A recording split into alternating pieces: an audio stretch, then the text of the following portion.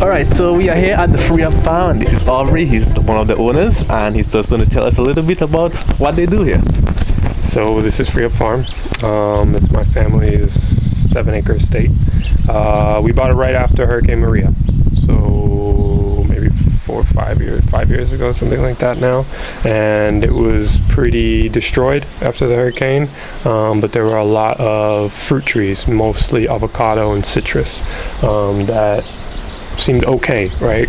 Despite all of the devastation. Some of them even had fruit on them. So we started walking around. It was a little bit bigger than what we had sort of been looking for after spending maybe 7-10 years throughout South and Central America, working on different farms, retreat centers, festivals, all sorts of different things in this kind of eco farm to table tourism type situation, because we thought it was an interesting thing to grow your own food, be able to share that with people and sort of work with the land in a responsible way. So we started looking all over, came back home. My father's from Portsmouth, so I've been coming back home since I was a baby. So It seemed like the next best thing to do, and that was 4 or 5 years ago. Or thing, especially once you get familiar with these sort of landscape design systems, it's easy to sort of understand how they work and how you could replicate them in other places. So I just wanted to start, we looked for land in Mexico and Guatemala and Colombia, everywhere, but I love Dominica. It's a great place to be. It's one of the best places to be. Yeah. So what do you all do here? Like, what's your main focus? So initially we just wanted to sort of do a permaculture demonstration, all the things that we've learned at different farms everywhere we've lived and worked, and we wanted to bring that here. Once we sort of saw the state of organic agriculture here, we wanted to really focus on having a spot where youth and interested farmers could come up and see these techniques, so that hopefully we can get rid of the ridiculous amount of chemical agriculture being practiced here. So we just kind of want to have a space that shows how, our great grandparents did it, how people do it in cultures all over the world. Strictly no chemical additives, right? All natural, livestock, rotational grazing, compost, all that stuff. And that sounds very good, especially with the rising rate of cancers due to all the chemicals. It's good to hear that someone is focusing on the natural part, just trying to keep it all clean. We first started talking before we started recording. We talked about how you went around Dominica and you actually got fruits and vegetables from basically everyone that was doing it. Yeah. But he was also telling me that right now there has been a huge decline in the amount of farmers that actually do this. So right now he's one of the very few that have a wide variety of the fruits that are in Dominica. Yeah, absolutely. And although there is a huge decline, there's also, I think it's coming back up.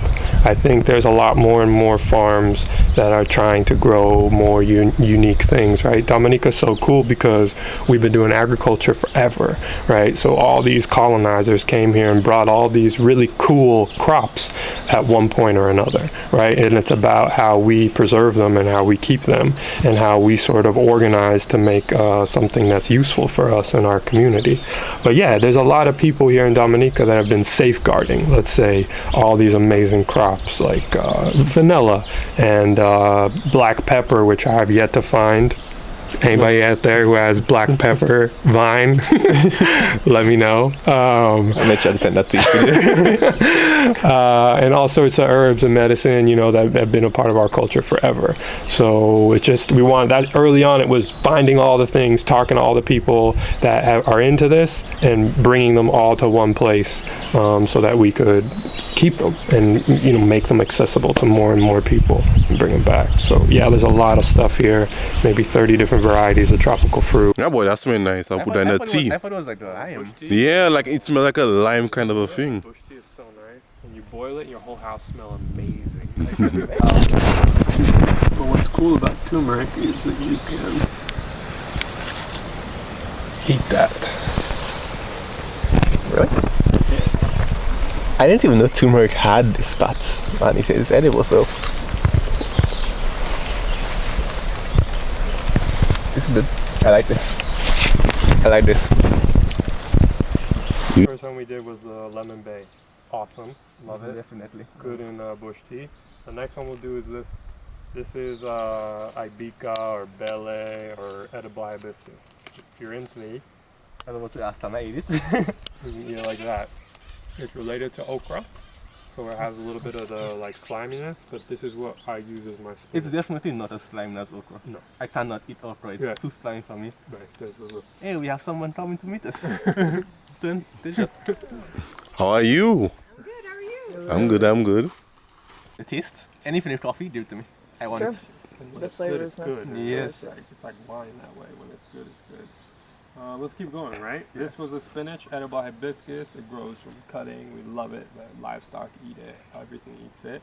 This is another one, another actual hibiscus. This cranberry hibiscus. I thought that was, it looks like sorrel almost. Same family. This one also.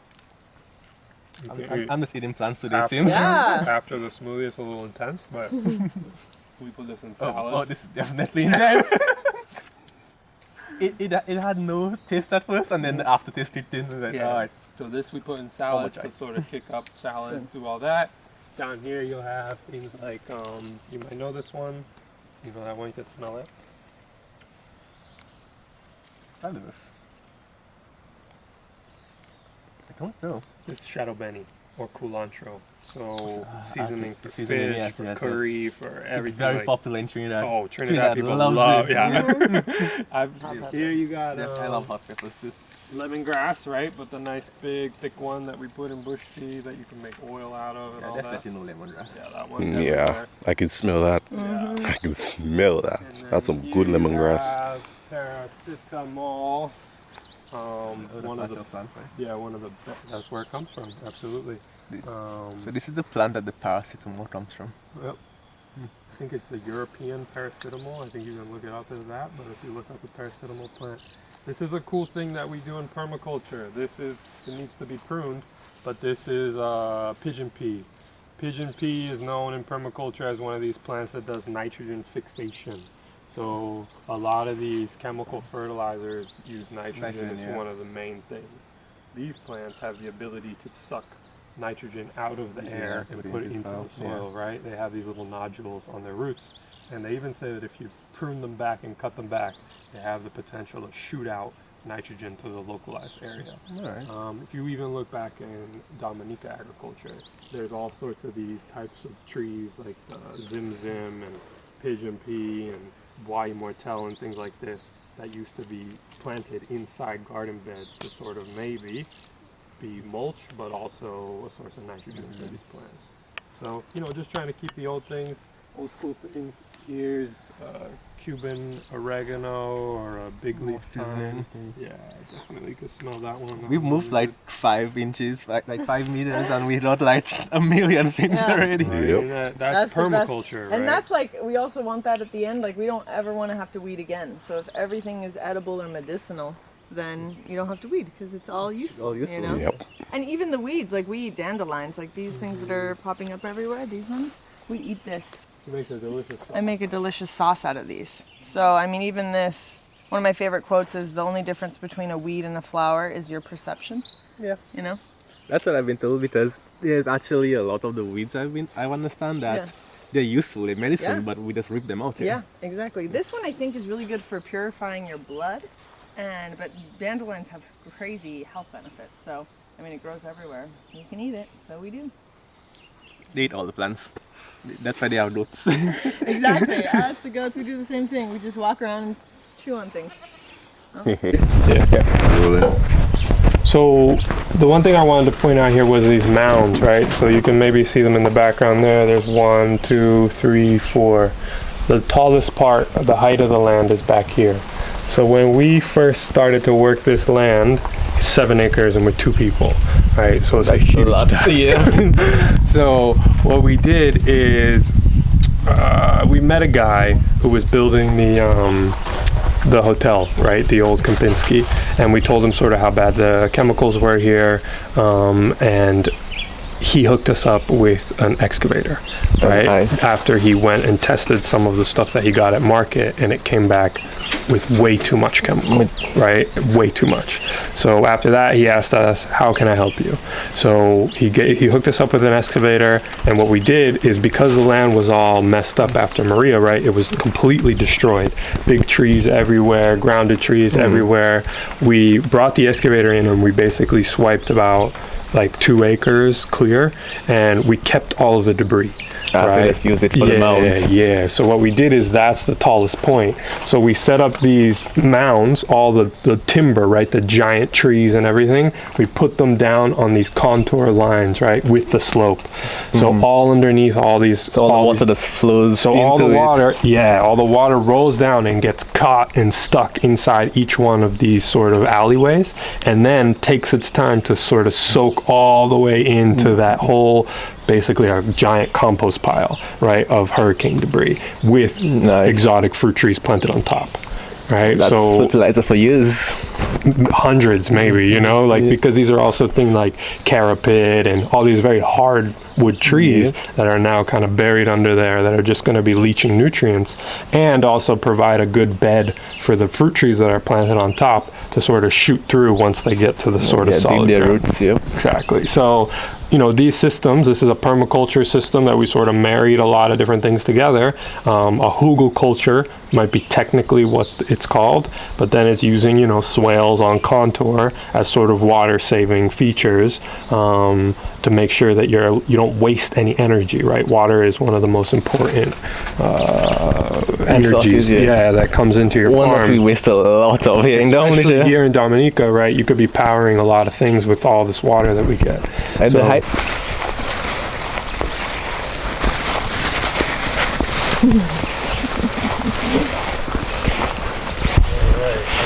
But you can see how the mounds sort of break up their space, and also make it easy for 2 people to manage.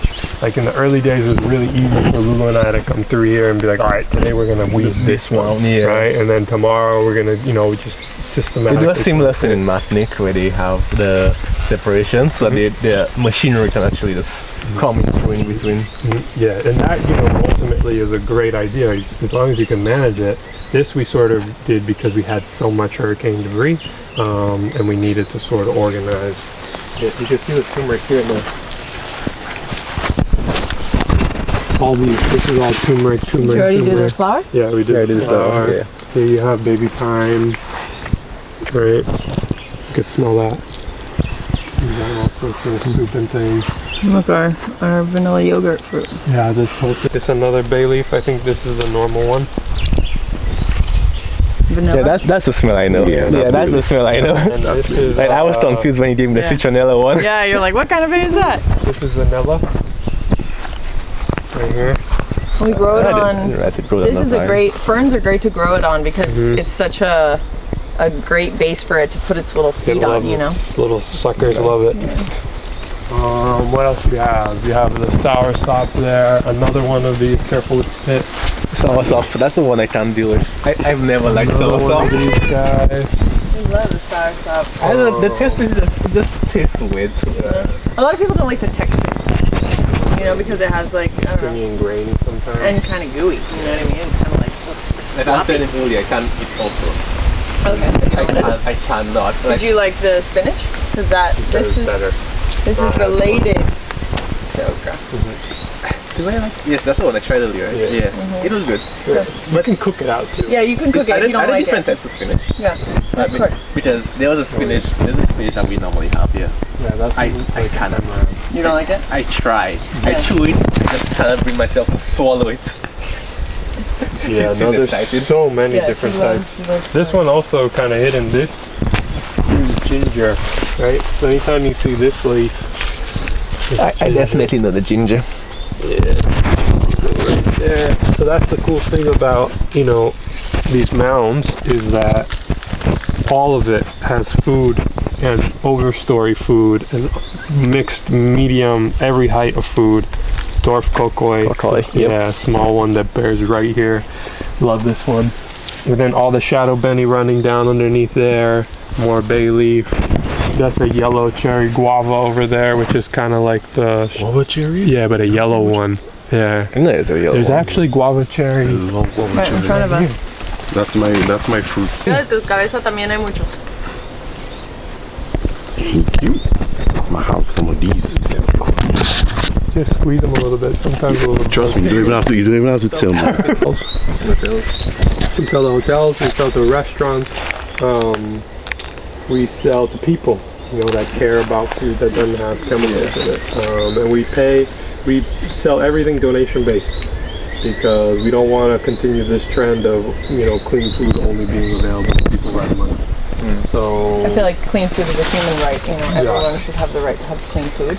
But if it's you have to pay a premium for it, then that means obviously a lot of people aren't going to premium get is a bit of an understatement Yeah. because Exactly. it's a lot more. Yeah. And you never know, right, what the label says and if the label is being truthful. Yeah. And let's be honest, in the Caribbean it's not exactly regulated, so the labels. Exactly. So that's why we just want to, permaculture, right? The three sort of ethics of permaculture are earth care, people care, and fair share, right? So we just try and do that as much as we can. We try and make sure that people have access to this information and food as much as we can, and then people will have more time to free up and do whatever it is that they're passionate about and better their life. So do you normally sell in a location or do you have to contact you to Contact right now. We do a lot. Like when people do farm tours, at the end, a lot of people always go home with like goodie bags full of stuff, and a lot of things people haven't tried before. So they'll walk around like, "Ooh, I want to take some of that home," So we do that, and then I teach yoga a few times a week. So whenever I go down, I always bring yesterday I went down and I brought my car full of stuff, brought a bunch of spinach and things that people wanted, and I sell like that.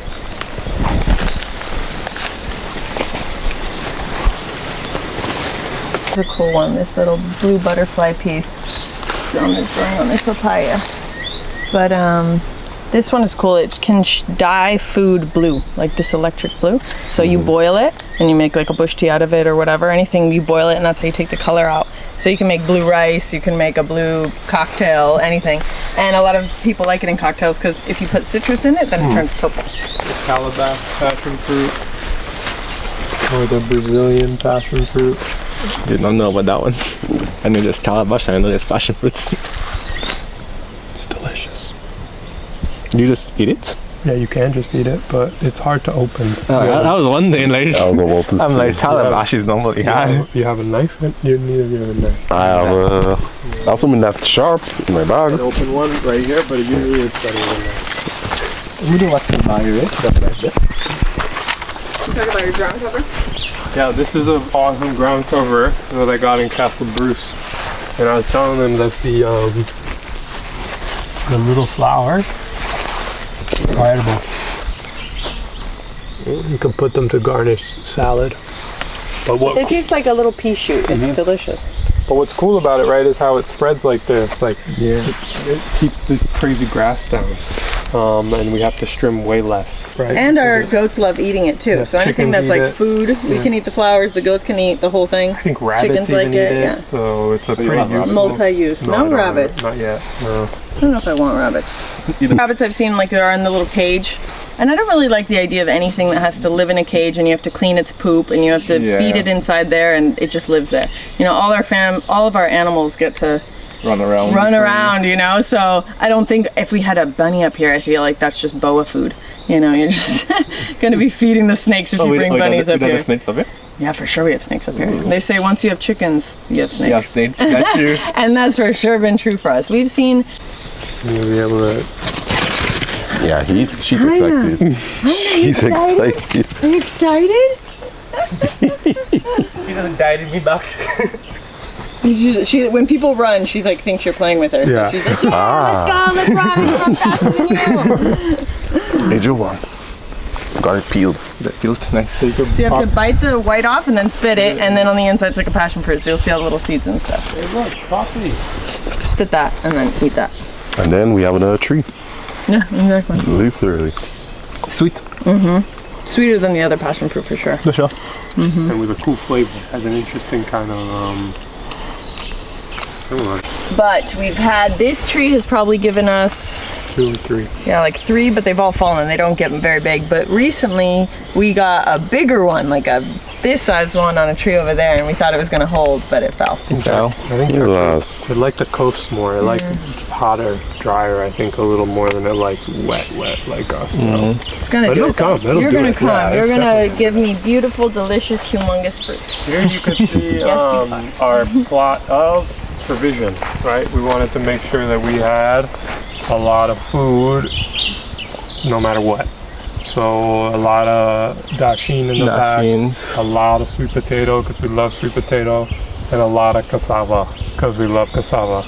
So we And just pineapples. want, and pineapple over there. So we just want to make sure we hit all our energy, all our carbs, make sure that we always have a lot of food in the ground. Yep. And last season, you know, we worked with what is the Coffee Revitalization nonprofit that really hooked us up, and we produced our first season of organic coffee and cacao and chocolate. All nice. sort of produced, dried, everything processed right here. We sent some of that coffee back to the US and it got a good score, and that was with not a lot of care. So we're stoked to sort of give it a lot of care. Right now, our coffee is way too much work for the amount of money that you make off of it. But as we're able to do more and more things in-house, roasting and drying and finding our own customer and everything like that, it starts to make more sense. So do y'all have people that come to help you now, or? We have one guy who helps us 3 days a week. And the rest we handle Yeah. between us. Alright. And we have another farmer friend who throws down, and you know, of And we have course, we know- animals. Animals, like Yeah. you're about to be in our pigs. Yeah. Animals do so much. Pigs are the newest Addition. member of our farm, and they are Awesome. so amazing. They've done so much work for us. So that's actually why we got our pigs, was for this section. So we want the pigs. We're gonna put a fence inside there, and pigs are known for rooting, right? So they use their nose and they root everything up. So we can cut it back, and then they'll go in and they'll uproot everything, and then we can plant it. So instead of Basically a us, tiller. you know, Yeah. tilling Doing the it soil yourself. and doing Or everything, which is machine. so much work, you literally just let them live somewhere Yeah. for 2 weeks, And they and, do it. and you'll see the land that we've already done with them. And honestly, they're doing such a good job. So this will be their next home. Who said they like? Did someone say they like spicy? Me? Spicy. That's him. That, what is that? Peppers.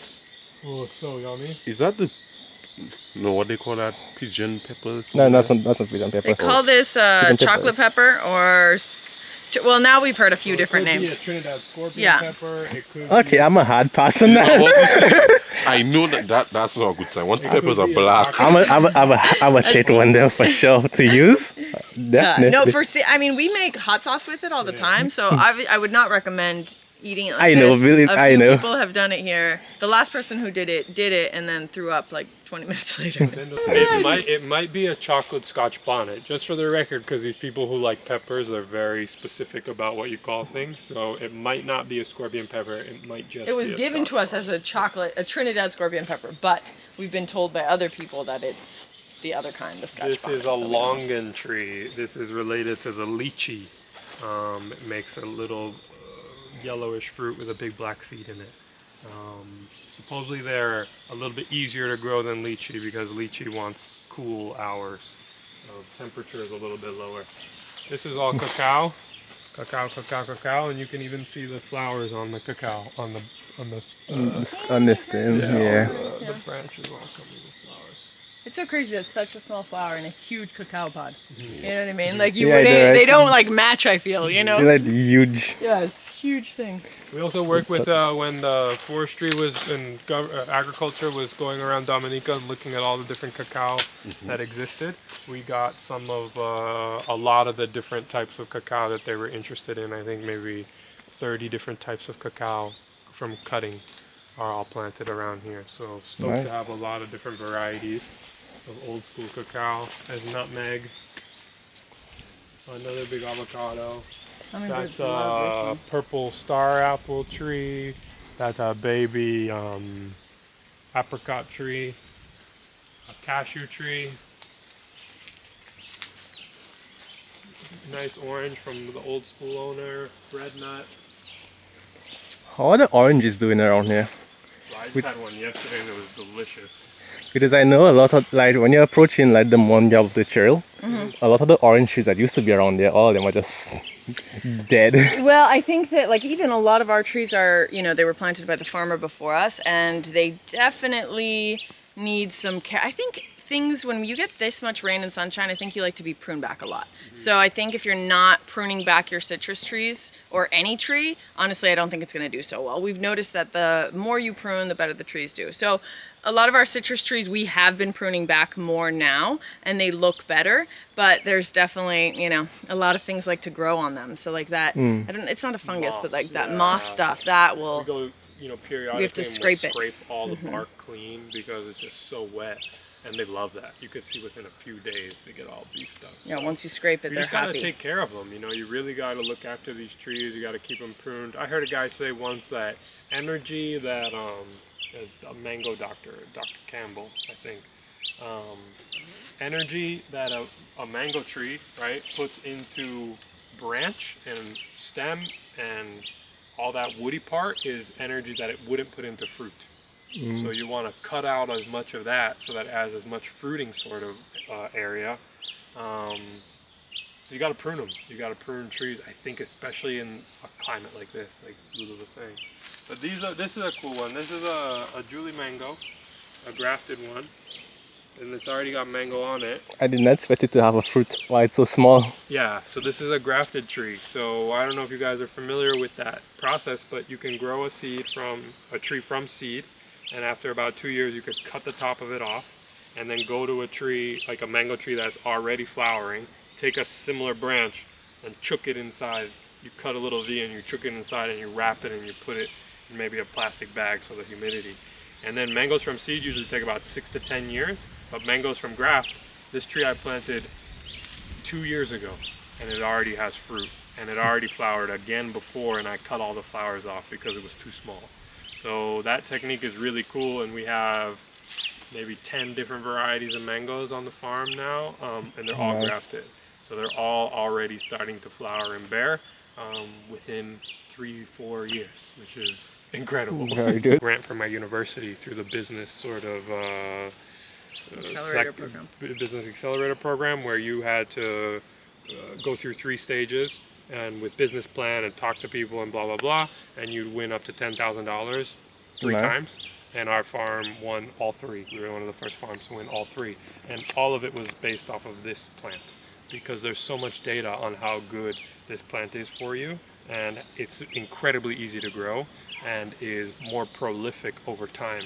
So all of our sort of analytics and projections were based off of all the data that already exists and the demand that already exists for this plant. And a big reason too was right after the hurricane, when we came to Dominica, we realized that there was because all the fruit trees were stripped from the hurricane, obviously, there wasn't any like fresh food, right? So it was a lot of like rice and beans and things like that. But the great thing about moringa is it's a coppice tree, so you can cut it and it'll just keep shooting. So you cut it once and then 2 shoots out. You cut those 2, 4 shoots out. So it just keeps expanding. And this has like protein in it, has vitamin A, has vitamin C, every amino acid. So it's a super complete plant. So do you just eat it? Do you boil it? Yeah, so you can taste it just like this. This one's like, so they kind of taste nutty and spicy, I would say. So it kind of has like a little bit, eat the leaf part. Don't eat the branchy part. I've been eating everything, so That should be a motto. Like, when you eat it. At Bria Farm, that's cool. Yeah, like But that's you can the see it's coolest like thing. kind of spicy, like horseradish. I don't know if you've had horseradish before. I wouldn't say spicy. No? I wouldn't say spicy at all. Would you say nutty? Or Yeah. what would you say? Actually, I'm not going to put words in your mouth. What would you say? It's a bit nutty. Nutty. You can taste like the bit of a Yeah. So we use it the most in spice, like we make hot Smoothies sauce. and hot sauce. Yeah, smoothie and hot Smoothies sauce. every day. Every day we have it in, every day we have hot sauce too. Was that in the smoothie this morning? No. Well, when we go to the house right now, Yeah, we'll have a you'll have smoothie one. with this All in right. it. Yeah. But no, every day, because then you get all of it. When it's live, you get all the vitamin A, all the vitamin C. When you get it in powder form, which is how it's sold a lot, in tea form and dried form, you miss a little bit of the nutrients, but it's so good for you. We also had an idea, if you had a lot of farmers growing this, it's really good for animals, livestock, dairy cows, all sorts of animals to mix this into their feed. So if you had a network of farmers growing a lot of moringa, you'd have good source of income after a big thing, because you have something that you could sell very quickly. After you cut the moringa, it comes back within a few weeks, right? So by a month or two, you have enough that you could cut to ship out or sell. Or make a product out of. Or just eat yourself. I was saying, after the hurricane, a lot of people didn't have anything with vitamins in it, you know? It had no nutrients. So you can cut this before a hurricane and let it dry, and then you can eat it for months, years after. Like, it doesn't go bad once it's dry. So it's a really wonderful plant that we use daily. Fat. Let them die of being fat. You know, let them just stop themselves until they just die. I understand. Well, there's more than enough for all of them. Exactly. We don't ever feel like anything is a problem. Like, the birds eat our... These The guys only are time here I don't before like us. the birds is when I'm cooking in my house and the birds come in through my window and start eating the food I make. I do not appreciate that. I think that's rude. But otherwise, I'm okay with it. Yeah. What's this one? This one's called Balimbi. I always give it to people in half, and I say lick it. Lick it? Yeah, because then you know how sour it is. If you like it, then you can bite it. But some people are like, oh my god, it's way too sour, I don't want it. It's not bad. How sour it is. Oh my god. There's your face. His face is done. It reminds me of Can't even talk. it's not that sour, but it reminds me of when we were little, the little jawbreaker thing, sour power. Tree, and the cool thing about it too is like limes and lemons, you know, they come in sporadically as well, but this flushes a few times a year. So we have, you know, I can harvest a good amount of Balimbi a few times a year, which is nice. So you can see that, like, this whole, you can see where the brown is, but you can see this whole area is where they were for two weeks. So in 2 weeks time, they were able to do all of this, which is amazing. So you can see that the soil is like, you know, there's lumps everywhere. So it was tilled. I went in and I planted pumpkin seeds and papaya maybe 3 days ago or something. So this will grow. This is our pig net. So this is our pigs where they are now. Okay. They are amazing. Oh, they're little babies still. Yeah. So another crazy thing about the pigs is when we first brought the pigs, every pig here, I don't know if you've seen other farmers have pigs, they're all born and raised in a concrete pen. Yeah. Okay. So the most sensitive part of a pig is their nose. And like, pigs are meant to root things up. That's like what they do. But because they're in a concrete block, they never do that, right? So they've never used their noses before. So when we brought them here, they didn't dig up at all for the first 3 days because they didn't even know how. And then one of them kind of figured it out. But yeah, so they didn't dig up or use their nose for the first 3 days because they didn't even know how. They figured it out. And within a week, it took them a little, like the first plot is right here actually. So this is, we had it a lot smaller and this is where they were. And it took them 2 weeks to do a little circle. And you can already see we planted pumpkin, there's mangoes in it, and I think there's also a bunch of papaya. But they get to like roll around in mud and get nice dirt baths. And I actually made them a pool. So on hot days, I'll turn their pool on. And they love it. You turn it on. I turn on their pool. We have a hose running to it. There it is. You can see, here's the hose that goes into the PVC pipe. And actually, I'll actually turn it really quick. No hose from here. I'm gonna turn out their muddy water. But I'll put that post in here. And then they come and they just put their, that's why it's so dirty. They don't even drink to the water, they just put their bodies into it. You want to take a bath? You want some bath? You want me to turn on your bath water? All right. So, but yeah, and it was really hot the other day, and we don't have shade in this area, and the pigs definitely like the shade. They like to keep themselves cool, so we made this little pool, and they've been loving it. It's a big roof, as you can see, and we collect rainwater off of it. So right now we have 2 different ways of getting water into our house. We hope to have 4 in the near future, so right now it's just 2. So we pump the rainwater into the back of our house, and then it's gravity fed into us. You know, and they look like this. Oh, once it's had brown in a little bit. This is the ones, yeah, that this is the ones we freeze. So all these are gonna be, freeze. yeah, so it's either, and if they're like eaten at or gross, I'll give them to the pigs, but if they're still good, then freezer it goes. Yeah. And normally they end up turning back, and then we just end up throwing it away. I should start freezing them. Freeze them. Yeah, honestly, it makes your smoothies so sweet. It makes them creamy too. It makes them nice and thick. And the frozen's better than, like, if you put a banana like that inside of it's not nearly as sweet. It's not nearly as sweet, and it doesn't have. Then you don't have to put ice in your smoothie. You know what I mean? So if you do frozen bananas, it's cold because you have the frozen banana. It tastes delicious. So we're huge lovers of our frozen bananas. I would say in Dominica, every house, it's crazy that every household doesn't have like a chest freezer for bananas only. Yeah, because there's so many bananas on it. So many bananas. Yeah. I know the feeling. So what did you put in this one? Banana, papaya, pineapple, lime, passion fruit, ginger. The whole shebang. Moringa. Yeah, the whole shebang. Moringa. Alright, so we are now wrapping up at the Freer Farm. We are then back to the main visitor center where we started off this morning. Visitor center where we started off this morning. It came from war, Yeah. right? When they had all these bomb-making Materials that they need to get rid of. Yeah. phosphorus and magnesium and all this bullshit that goes into bombs. They're like, oh, we have warehouses full of it. Let's put it in the soil. And plants get all jacked up, but it kills everything Yeah, it kills else. everything. Thank you. Yeah. These are good. Good for you too. So what's this? Tonka bean. Well, your favorite. That's not actually vanilla essence, that's Tonka essence. That we put in vodka. It smells almost like vanilla essence. Is that the roasted one? That's raw. it's Nice. raw. Locally, what people do is they grate it and they put it in cocoa sticks. Because it smells, like you said it smells like vanilla. Yeah. So people say it smells like vanilla, almond, and cherry. And I definitely get hints of all three of those. So you're adding that to your cocoa, so you're just making your cocoa taste amazing, obviously. We use it like the essence that he just showed you. You can see the tonka at the bottom. But we use that every time I make pancakes or any sort of banana bread or any sort of like sweet kind of thing. We add that instead of vanilla. We add tonka. Where do you make your pancakes from? Oh.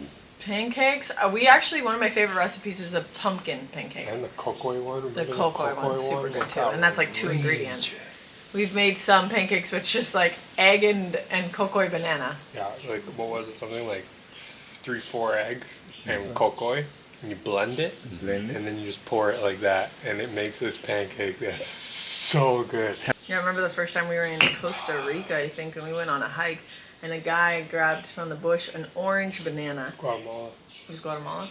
And we were just on some random, I don't remember where we were going, but anyways, he grabbed this banana and it was orange, and the flesh on the inside was also orange, and it had huge seeds in it, like this big. I was like, what? I've never eaten a banana like this ever in my life. But serious, Yeah, you know? how did y'all get around South America? In a van. Van You did life. van life? Van life. But it wasn't our van. Uh-uh. We were hitchhiking.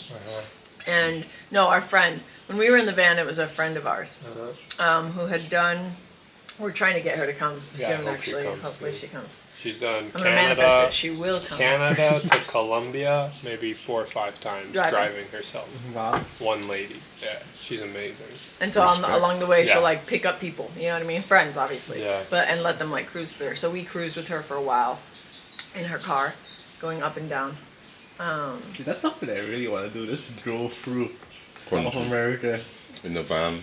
But the Buses. whole idea of how to do it is the confusing part. Yeah. You just do it though. Yeah, Even you like start. yeah, you just and like that. We did a lot of buses too. A lot of And buses. you work.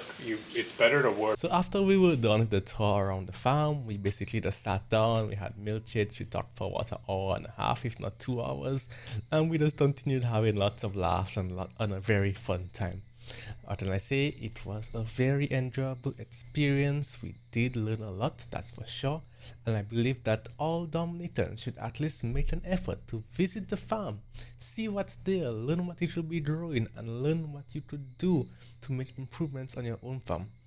Yes, agriculture has gone down the drain in recent years, but it is still a very viable option if you know what you're doing. And what's better than having your own produce in your backyard where you don't have to worry about chemicals? That's their motto. That's one of their main goals. no chemicals, and they believe that everyone should have access to free chemical-free food.